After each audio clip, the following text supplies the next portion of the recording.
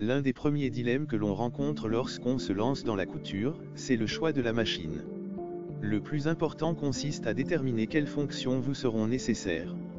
Il n'est pas utile de partir sur un modèle trop sophistiqué si vous n'êtes pas certaine que la couture vous plaira.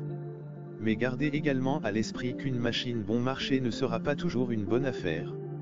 L'idéal c'est à la fois une machine simple d'utilisation et proposant suffisamment de possibilités pour vous permettre de progresser.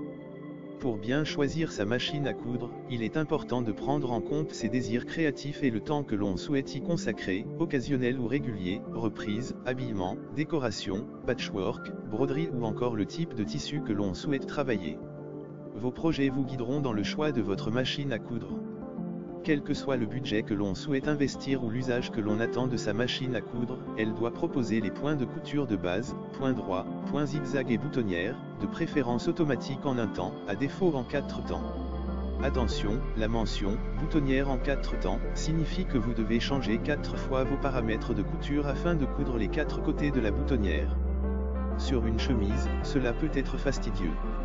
Le point pour couture stretch, ou élastique, s'avère utile pour travailler les tissus extensibles comme le jersey par exemple. Enfin, le point de surjet, aussi appelé point overlock, permet de réaliser des ourlets de bonne facture, même si un point zigzag serré près du bord peut aussi faire l'affaire. La machine à coudre doit proposer un minimum de pieds presseurs, ou pieds de biche, 4 dans l'idéal, un classique, un pour les fermetures éclairs, un pour les boutonnières et éventuellement un pose-bouton, pour cadrer les boutons.